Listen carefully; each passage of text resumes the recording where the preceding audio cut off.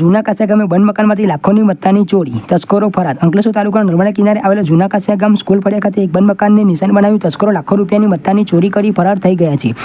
રાત્રિ દરમિયાન બનેલી આ ઘટનામાં ઘરના દરવાજાનો નોકુચો તોડી તસ્કરો ઘરમાં ઘૂસ્યા હતા અને સોના ચાંદીના દાગીના તેમજ રોકડ રકમની ચોરી કરી હતી।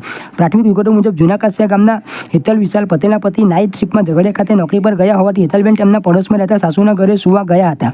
આ તકનો લાભ ઉઠાવી તસ્કરોએ તેમના બંધ મકાનને નિશાન બનાવ્યું હતું। તસ્કરોએ ઘરના આગળના દરવાજાનો નોકુચો તોડી અંદર પ્રવેશ કરી બેડરૂમમાં રહેલી તિજોરીમાંથી એક પર્સમાંથી 19.18 ગ્રામ સોનાના દાગીના જેની અંદાજિત કિંમત રૂપિયા 1,69,080 ગ્રામ, ચાંદીના દાગીના જેની અંદાજિત કિંમત રૂપિયા 8,240 અને રૂપિયા 15,000 રોકડા સહિત કુલ રૂપિયા 1,92,000 ઉપરાંતની મત્તા ચોરી લીધી હતી।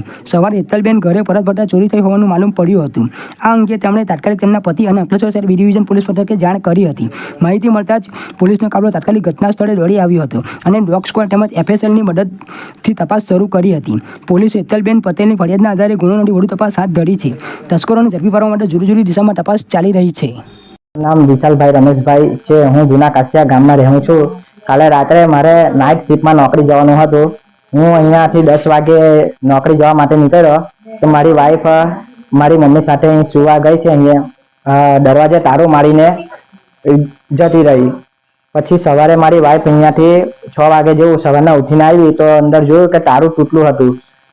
તાળું તૂટેલું અંદર જોયું તો અંદર અમારે તિજોરી બધું ખાડીને બધું જંતર કરી નાખ્યું, તોડફાડ કરી નાખ્યું હતું અને અંદરથી અમારા સોના ચાંદી દાગીના જે પૈસા જે હતું તે બધું લઈ ગયા છે ને અમે પોલીસ ફરિયાદ બી સવારે કરી છે। હવે આગળની કાર્યવાહી એ લોકો કરે છે।